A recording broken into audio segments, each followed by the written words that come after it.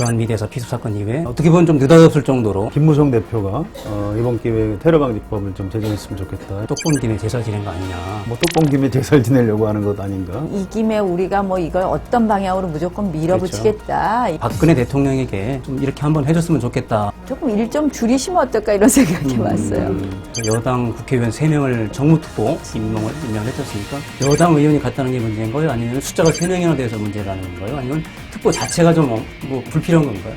다 문제라고 생각합니다. 새누리당 소속인 나경원 국회 외교통일위원장 나오셨습니다. 주한미대에서 피습 등 국회 정치 외교 현안들 좀 얘기를 나눠보겠습니다. 먼저 상임위원장 되셨는데요. 축하드리고요. 그 상임위원 하실 때하고 상임위원장 하시니까 어떤 변화가 있습니까?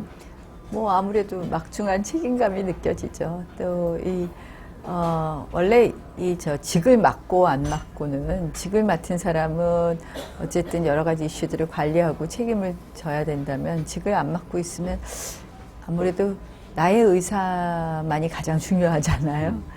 내가 하고 싶은 대로 말할 수 있었는데 상임위원장 하다 보니까 상임위원장 자리가 좀 조율하고 조정해서 여야의 의견을 잘 모아서 국민의 뜻대로 이렇게 법안을 만들거나 이런 상임의 목소리를 내는 거니까요. 그런 면에서 책임감이 좀 느껴집니다. 현안 얘기를 좀 나눠볼까요? 지금 주한미대에서 피습 사건, 이게 상임위원장이 되시자마자 큰 현안으로 떠올랐는데요. 네. 지금 한미 관계가 굉장히 어려운 시점 아니었습니까? 웬디 셔먼 차관 발언 등으로 해서 지금 미국이 상당히 외교적인 압박을 가해오던 시점이었는데, 이번 그 피습 사건을 계기로 해서 우리가 좀 외교적으로 수세에 몰릴 그런 위험성이 있는 거 아니에요? 어떻게 보십니까? 저는 뭐 꼭 그렇게 보지는 않아요. 그래요? 그러니까 웬디 셔먼 차관의 발언도 다행히 그 이후에 브리핑이 2번이 나왔었는데요. 그 발언 자체보다 더 무서운 것은, 더 걱정되는 것이 미국 정부의 입장이 바뀌었느냐 안 바뀌었느냐 아니었습니까? 어쨌든 본인들 입장이 안 바뀌었다라고 거듭 확인은 해줬는데 그러나 저희가 그 부분을 또 그거에 그렇다 그래서 그냥 넘어갈 문제는 아니고 계속 워치해야 될 부분이 있다고 생각을 하고요. 저는 오히려 이 사건을 미국에서 바라보면서 한국 내에 이런 정서가 있구나 하는 생각들을 하고 조금 한국이나 미국이나 조금 더 좀 단단해질 수 있는 계기가 된 것 같아요. 그래서 한미 관계에 있어서 우리가 수세에 몰리고 이런 것보다는 서로가 조심할 것은 조심해야 되겠다는 생각을 좀 하지 않았을까 이런 생각을 해보고요. 그래서 오히려 한미 관계보다는 저는 그것으로 인해서 남북 관계를 풀어가는데 우리의 입지가 조금 좁아진 것 아닌가 하는 아쉬움은 있습니다. 작년 연말에 통일부 장관이 남북 관계를 전향적으로 언급하는 이야기를 하기도 했었는데 그 당시 사실 미국은 소니 해킹 사건 같은 것으로 인해서 굉장히 좀 강경한 태도를 취했거든요. 그러다 보니까 우리 정부의 입지가 좀 좁은 부분이 있었는데요. 이번 사건도 오히려 남북 관계에 좀 그런 영향을 주지 않을까 하는 그런 걱정이 있습니다. 네, 김무성 대표가 이번 기회에 테러방지법을 좀 제정했으면 좋겠다 이렇게 말씀을 하셨는데 그게 좀 뭔가 좀 핀트가 엇나가는 것 같은 느낌이 있거든요. 이게 원래 국정원에서 해외하고 국내 정보를 좀 취합해서 대테러 센터를 총괄하도록 한다 이런 거였는데 국정원이 좀 너무 그런 권한이 비대해지는 것 아니냐 이런 반대 여론이 있어서 여태 입법이 안 됐던 건데 이번 사건을 가지고 테러 방지법을 이렇게 밀어붙이려고 하는 게 좀 부정적으로 보면 떡본 김에 제사를 지내려고 하는 것 아닌가 이런 걱정 같은 게 되는데 그 부분에 대한 견해는 어떠십니까? 글쎄, 테러 방지법에 어떠한 것이 쟁점 이슈인지는 조금 더 들여다봐야 되겠지만 기본적으로 우리 국제사회 전체에 있어서 테러에 대한 어떤 대비를 좀 해야 된다. 또 테러의 위험성이 상당히 증가되고 있다. 이런 부분에 대해서는 어느 정도 컨센서스가 있을 것 같아요. 최근에 테러하고 조금 저거 하지만 IS에 가담하는 우리 김군도 있었고 하기 때문에 그래서 저는 이 문제와의 관련 여부를 떠나서 테러 방지법에 대해서는 여야가 좀 머리를 맞대서 뭐가 문제이냐. 좀 속내를 드러내놓고 얘기하고요. 그리고 우리 대한민국으로서도 테러에 대한 방지 태세는 만들어야 되는 것 아닌가 이런 생각을 그렇게 합니다. 상식적으로 접근하시는 건 뭐 온당한 것 같습니다. 그런데 이 사건이 테러니까 테러로 규정이 됐으니까 이게 왜 테러방지법을 제정하자.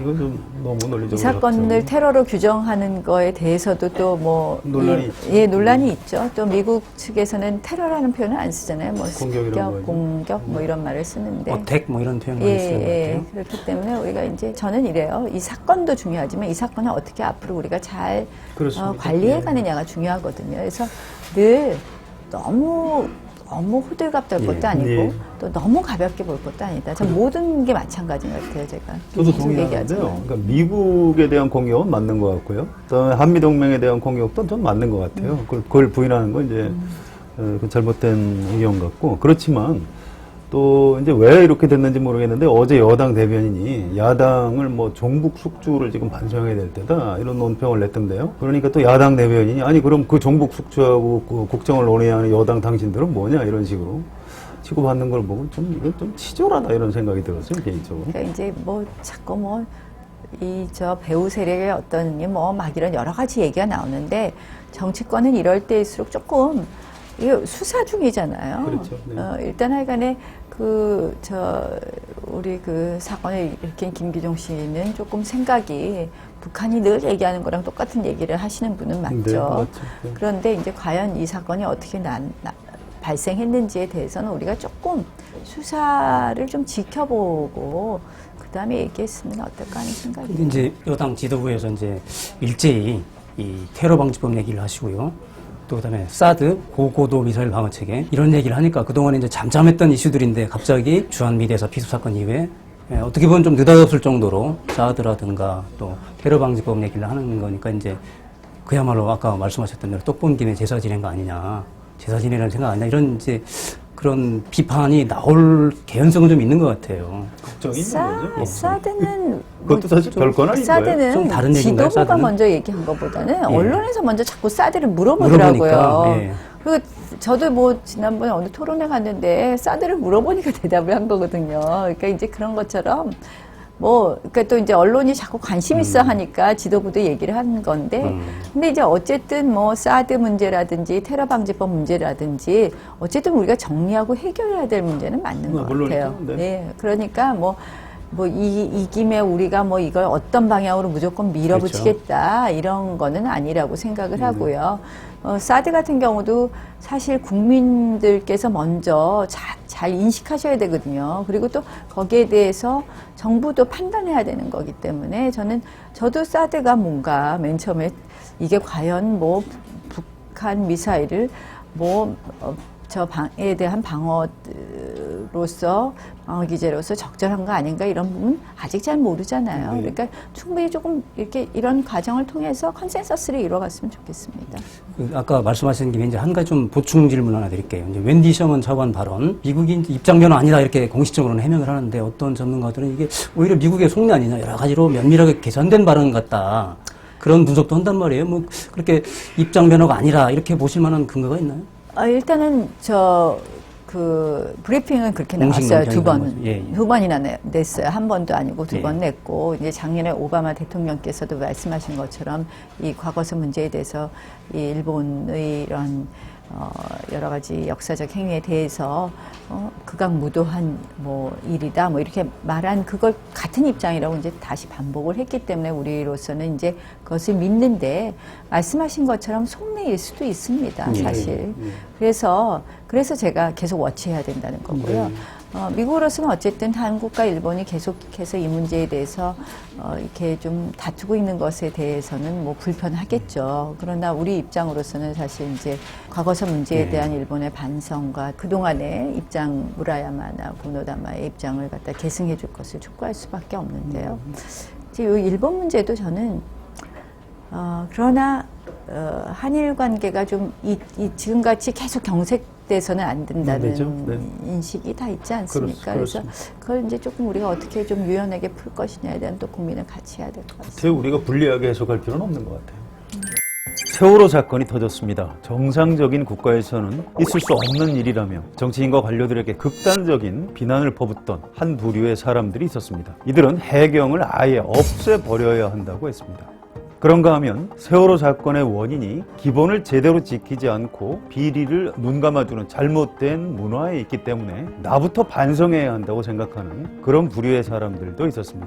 이석기 전 의원 사건이 터졌습니다. 종북 세력은 우리 사회에서 뿌리를 뽑아야 하고 통합진보당을 강제로 해산시켜야 한다고 생각하는 한 부류의 사람들이 있었습니다. 그런가 하면 박정희 시대에 청계천에서 쫓겨난 성남 대단지 주민들의 분노, 그리고 1980년 광주 항쟁에 동부연합의 뿌리가 다 있다고 본 또 한 부류의 사람들이 있었습니다. 이들은 이석기 전 의원의 극단적인 말과 행동에 대해 독재 정권과 우리 모두가 일정 부분 책임이 있다고 생각했습니다. 김기종 씨가 주한미 대사를 공격하는 사건이 터졌습니다. 김기종 씨 배후에 종북 좌파 세력이 있다고 펄펄 뛰는 한 부류의 사람들이 있습니다. 이들의 주장을 입증이라도 하듯 북한은 김기종 씨의 범행을 미국에 대한 남한 민심의 징벌이라고 주장했습니다. 그러나 김기종 씨의 행동이 정당하다고 생각하는 세력도 사람들도 별로 없는 것 같습니다. 대부분의 사람들은 어떻게 우리나라에서 이런 사고가 터졌는지 놀라고 당황하고 있습니다. 어떤 부류의 사람들은 김기종 씨의 범행이 어두운 시절의 국가폭력이나 세상의 무관심과 관련이 있다고 보고 괴로워하고 있습니다. 여러분은 어느 쪽에 가깝습니까? 주한미대사 피습 사건은 민주시민으로서 우리의 균형 감각과 우리 사회 전체의 위기 대응 역량이 어느 수준인지 또다시 묻고 있습니다. 곧 일본을 방문하신다는 뉴스가 나왔던데요. 아직 아무것도 확정이 된 게 확정된 없어서. 거예요? 아무튼 좀 전에 말씀하셨듯이 박근혜 정부에서 한일 관계가 좀 안 좋은 건 사실인데요. 이게 왜 이렇게 됐다고 보십니까? 일단 가장 큰 원인은 역시 일본의 우경화라고 생각을 그러죠. 합니다. 일본이 특히 이제 여러 가지 이런 한일 관계라든지 이런 역사 이슈를 갖고 본인들 국내 정치에 이용을 했죠. 적극적으로 이용한 부분이 크다고 생각을 하는데요. 우리가 좀 반성해야 될 대목은 없을까요? 참 어려운 문제예요. 지금 이제 뭐 계속해서 우리 입장은 같은 입장을 보이고 있는데 네. 사실 우리가 이제 투 트랙으로 간다는 게 작년 뭐 여름부터 이제 조금 적극적인 입장으로 이 역사 문제나 과거사 문제나 이런 문제하고 이 한일 간의 뭐 경제 교류, 문화 교류는 별개로 간다 이런 걸 이제 작년 하반기부터는 그런 입장을 명확히 네. 했는데요. 사실 그 전에는 조금 우리가 그 문제까지도 거의 혼용해 갖고 굉장히 좀 너무 경직되게 했었죠. 예, 네. 딱딱하게 대응했죠. 네. 네. 그래서 그나마 이제 작년 하반기부터 이렇게 투 트랙으로 간 것이 다행인데 네. 조금 더 유연하게 할 필요는 있지 않느냐. 알겠습니다. 이게 너무 이걸 전반적으로 확대를 하면 네. 결국 이제 손해가 우리 여러 가지 경제 문제라든지 여러 부분에 우리 손해가 미치지 않습니까? 가급적이면 긴장되고 갈등이 있는 분야를 좀 축소화시키고 예, 넓게 교류할 수 있는 쪽으로 좀. 박근혜 대통령하고 좀 자주 만나서 대화해보시고 그런. 제가 이제 저 한참 정치 쉬다 들어왔잖아요. 네네. 예, 33개월 쉬다 들어왔기 때문에 이제 그동안 뭐 그럴 기회도 없었고 개인적으로 따로 뵙기보다는 뭐 네. 이렇게 이런저런 여러 자리에서 사람이, 네. 예, 이런저런 자리에서 잠깐 대화를 나누고 그렇죠. 알겠습니다. 박근혜 대통령이 성공을 했으면 좋겠지만 혹시 잘못돼서 평가가 나쁠 경우에 사실 박근혜란 정치인의 실패인데 뭐 여성 대통령을 시켰더니 잘못하더라 이렇게 잘못 해석될 가능성이 있는 것 같아요. 그래서 저는 나경원 의원님 같은 분이 박근혜 대통령을 어떻게든 성공시켜야 할 여러 가지 이유가 있을 것 같아요. 하여간에 뭐 그 말씀에도 일부 동의하고요. 어찌됐든 대통령께서 잘하셔야죠. 뭐 여야를 떠나서 국민의 한 사람으로서도 당연히 대통령께서 성공하셔야 된다고 생각하고요. 구체적인 좀 관련해서 한 가지만 더 드리고 네. 싶은데요. 문제가 뭐냐 이렇게 전문가들한테 물어보면 편중 인사 부분을 얘기를 참 많이 하는 것 같아요. 그런 부분 어떻게 좀 실감을 하십니까? 조금 그런 부분에 대해서는 저희 여권 내에서도 안타까움이 있습니다. 왜 그럴까요? 왜 이유가 어디 있다고 보십니까? 이제 뭐 또 이렇게 그 젠더의 문제로 보면요 이런 건 있는 것 같아요. 우리가 아직도 남성 중심의 사회이거든요. 그렇죠. 지금 네, 인정합니다. 네, 남성 중심의 사회예요. 네. 그러니까 여성 대통령이시다 보니까 보니까 좀 그런 면에서 인사를 폭넓게 쓰기에는 조금 그 자체에서도 좀 한계가 있는 것 한계? 같아요. 예, 왜냐하면 저도 그래서 참 그런 생각을 많이 해보는데 남성들끼리는 뭐 항맥 뭐 여러 가지가 있어서요. 맞죠. 이게 한 달이 건너면 많이 검증이 되는데 이 여성은 조금 그런 폭이 아무리 노력을 해도 조금 적은 것 같다는 생각을 하고 저 스스로도 굉장히 그런 부분을 이제 극복하려고 노력하거든요. 그래서 네트워킹 한계가 조금 있겠죠. 아직은 남성 예. 중심의 사회이다 네. 보니까 그래서 그런 점도 조금 일부 뭐 원인이 될 수도 있지 않을까 이런 생각도 좀 해봤습니다. 네. 아까 여성 남성 얘기하시길래 네, 제가 네. 그 걱정이 돼서 말씀을 말씀드린 드렸습니다. 거죠. 네. 여당 국회의원 3명을 청와대 정무특보 임명을 했지 않습니까? 나경원 위원장께서는 이제 그 좀 잘못됐다, 매끄럽지 않고 자연스럽지 않다 이렇게 비판적 의견을 공개적으로 밝히셨더라고요. 여당 의원이 갔다는 게 문제인가요? 아니면 숫자가 3명이나 돼서 문제라는 건가요? 아니면 특보 자체가 좀 뭐 불필요한 건가요? 다 문제라고 생각합니다. 사실 이제 뭐 청와대 정무 기능이 좀 부족하다 예. 뭐 이런 지적이 많이 있었잖아요. 그러면 오히려 뭐 정무장관은 신설을 한다든지 이렇게 좀 네, 전공법으로 가는 게 전공법으로. 맞지 네, 않느냐. 특보라는 거 자체가 좀 애매한 지위거든요. 지금 이제 특보를 많이 정무수석도 주셨던 따로 있잖아요, 지금. 네, 그렇죠. 근데 이제 여러 수석이 있는데도 불구하고 특보를 지금 몇 군데 뒀어요. 예. 근데 사실 특보라는 게 좀 애매하잖아요. 예. 근데 또 예전에 다른 정부 시절의 특보보다도 또 어떤 특보는 더 지위가 높고 어떤 특보는 또 낮다 그래요. 예. 그다음에 이제 두 번째로는 여당 당대표와 원내대표가 있는데 정무특보를 통해서 이렇게 뭔가 커뮤니케이션을 한다면 당대표와 원내대표의 좀 역할이나 지위 부분에 있어서 어떨까 이런 생각도 좀 해봤어요. 그래서 하여간에 뭐 자연스럽지 않아요. 게다가 뭐 3명씩이나 둬서 또 더 복잡하고 그래서 예. 잘 모르겠습니다. 굉장히 비판적이죠. 예, 굉장히.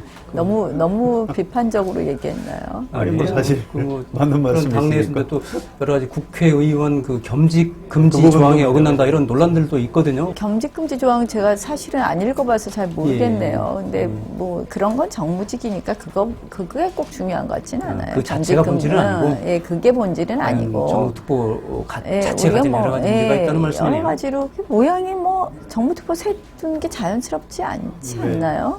그러면 이제 어쨌든 정무특보 그러면 두자는 얘기까지 나온 게 다른 의원들은 좀 더 소외감 많이 느낄 것 그럴 수 같아요. 있겠네요. 당청 관계가 문제가 있다 그런 인식에서 나온 걸 텐데 당청 관계 그러면 어떻게 가야 좀 잘 될까요? 모든 관계가요 말 한마디에 달라지거든요. 조금 이제 한 번 더 이야기하고 이야기 들어보는 것만으로 해도 달라지는데 일반 의원들 같은 경우에 이제 소외감들이 있는 분들이 꽤 있으신 것 같아요. 이렇게 너무 뭐 좀 소통이 좀 부족하지 않느냐. 그래도 뭐 일이 있으면 좀 청와대 쪽에서도 좀 연락도 오고 이렇게 뭐 격려든지 관심이든지 이런 게 좀 있거나 또 이야기를 들어보는 게 좀 더 좀 자주 있었으면 하는 그런 아쉬움들이 있지 않나 해요. 박근혜 대통령에게 3선 국회의원으로서 좀 이렇게 한번 해줬으면 좋겠다라는 어떤 그런 건의 또는 조언. 대통령 지지율 그래도 최근에 조금 좀 올랐다 올랐죠. 그래서 너무 다행이라고 생각하고 그렇고요. 조금 이제 이렇게 그런 것 같아요. 이게 내 마음은 진심은 이게 아닌데 근데 자꾸 이렇게 오해되는 부분 같은 예. 것 때문에 속상하실 것 같아요. 아. 대통령께서는 뭐 박근혜 대통령만큼 애국심과 사명감이 투철하신 분이 계실까요? 그리고 또 그만큼 열심히 하시는 분. 그럼에도 불구하고 이제 이렇게 좀 그 마음이 잘 전달 안 된 부분이 좀 아쉽다고 많이들 그러시니까 대통령께서 조금 일 좀 줄이시면 어떨까 이런 생각이 왔어요. 다 잘 이렇게 하셔야 되겠다. 또 다 내가 이렇게 좀 잘 파악해 보셔야 되겠다. 이렇게 너무 본인을 혹사하시다 보니까 너무 힘이 드실 것 네. 같아요. 여당에서 역할을 조금 더 해주시면 어떨까요? 국민 설득이라든가 소통의 그렇죠. 문제. 그런 것도 좀 당에서도 좀 그래서 조금 중요한 거에 이렇게 좀 집중해서 이렇게 좀 당청화가 선택과 예, 이렇게 집중. 네. 그 법조인 출신이신데요. 김영란법 둘러싸고 논란이 좀 컸는데요. 뭐가 문제고 이거 어떻게 해야 된다고 생각하시는지요? 적용 범위가 지나치게 넓다. 법 해석에 있어서 굉장히 자의적인 부분이 많이 개입될 수 있다. 이런 부분 때문에 이제 위헌의 소지가 있지 않느냐 이런 부분에 대해서 저도 동의하고요. 동의하시는군요. 그래서 사실 이제 저도 참 많이 망설였습니다. 네. 이게 취지는 맞는데 완성도가 떨어지는 법안에 대한 고민이 많이 있었는데요.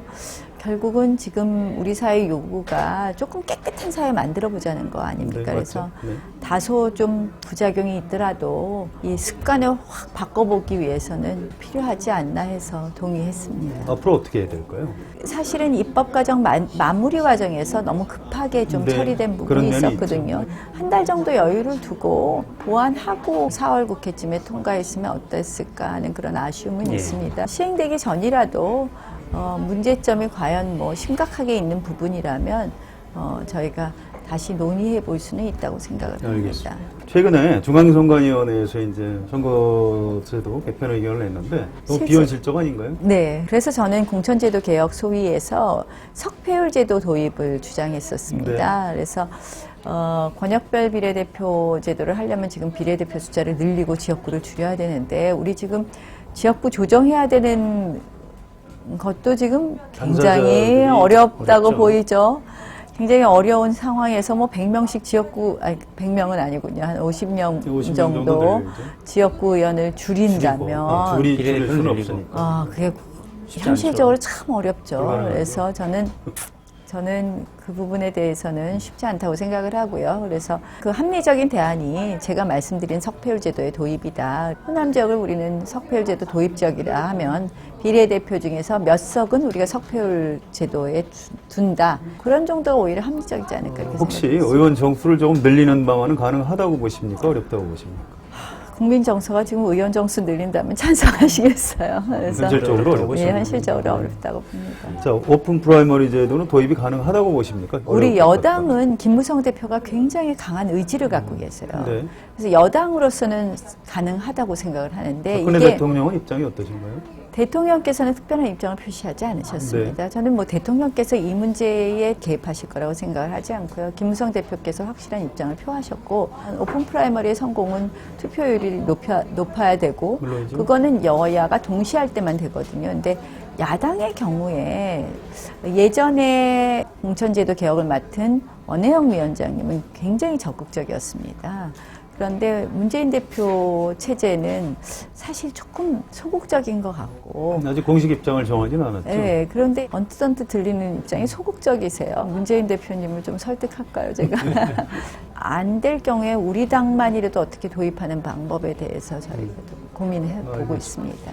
원래 지역구가 이제 서울 중구였죠. 근데 네. 동작을 옮기셨는데 두 지역 간에 무슨 차이가 있어요? 중구는 뭐 서울의 중심 지역이고 동작구는 이 강 남쪽에 있는 동작이 좀 더 어렵지 않았습니까? 선거를 치러보니까. 뭐 아무래도 야당세가 조금 더 그런 세다. 것이죠. 예, 뭐 훨씬 세다라고 말씀도 많이 하시죠. 작년 730 보궐선거에서 이제 한 929표 차이던가요? 네, 그렇다고. 굉장히 저도 적절히 숫자 잘 안 적은 외우는데요. 차이로 이렇게 당선이 되셨는데 네. 총선 지금 한 1년 정도 남았죠. 어떻게 이길 수 있습니까? 내년에는? 뭐 잘 될 거라고 생각합니다. 뭐 지금 정치인한테 무슨 질문을 하시는 거예요? 아니 아무리 이제 돌직구지만 당선 된다고 답변하셔야지. 작년 보궐선거보다는 조금 더 선거가 쉽지 않을까 이렇게 생각해요. 그렇게 보세요? 그때보다는 덜 어렵다. 예. 그러니까 물론 정치 상황은 녹록하지 않지만 그때는 이제 갑자기 지역에 갔었고요. 그 이후에 지역도 많이 파악하고 또 제가 토요일마다 민원 데이트라는 걸 하는데요. 네, 예. 정치인을 늘 말하는 직업이라고 많은 분들이 그러시는데 전 듣는 직업이라고 생각을 합니다. 예. 정책 제안을 해주시기도 하는데요. 참 도움이 되고 재미있는 시간이에요. 새누리당 몇몇 의원들이 특히 수도권 의원들이 굉장히 어렵다. 수도권 민심이 매우 어렵다. 네, 어렵다 대통령 그러더라고요. 지지율도 많이 이제 최근에 떨어질 좀 반대겠습니다. 것이고. 그러니까 네. 정말 어렵다. 그러시는데 지금 나경원 의원께서는 뭐 지난번보다 쉽다 이렇게 해서 약간 의외이기도 하고 그래서 정말 지역구 민심을 좀 여쭤본 거예요. 지역 사람들이 좀 어떻던가. 그러니까 걱정들 많이 하시죠. 예. 뭐 정부 여당 걱정들 많이 하시는데요. 제가 국회에서 또 우리 당에서 할 거 좀 더 예. 챙기고 우리 지역민들한테도 좀 더 진심으로 다가가면 진심을 알아주시지 않을까 이렇게 생각하고 있습니다. 예. 지난번에 이제 아까 서울시장 후보를 하셨는데 서울시장에 대한 어떤 꿈, 비전 이런 건 아직도 가지고 계신가요? 지금 뭐 당장 제가 뭐 서울시장을 하겠다 안 하겠다 이런 거는 아니고요. 뭐 정치 좀 더 해보죠 뭐. 예. 국회에서 할 일이 많이 있더라고요. 예. 자, 떡 본 김에 제사 지낸다는 속담이 있습니다. 우연히 찾아온 기회를 활용해서 원하던 말을 후다닥 해치운다, 뭐 이런 정도 뜻일 텐데요. 김기종 씨의 주한미대에서 피습사 굉장히 잘못된 사건이고 용서할 수 없는 만행에 가까운 행동입니다. 그렇다고 해서 정부나 여권이 떡 본 김에 제사 지낼 생각은 하지 말고 사건 그 자체에 냉정하고 엄정하게 집중해 주길 바랍니다. 자, 오늘 이것으로 마치겠습니다. 감사합니다. 고맙습니다.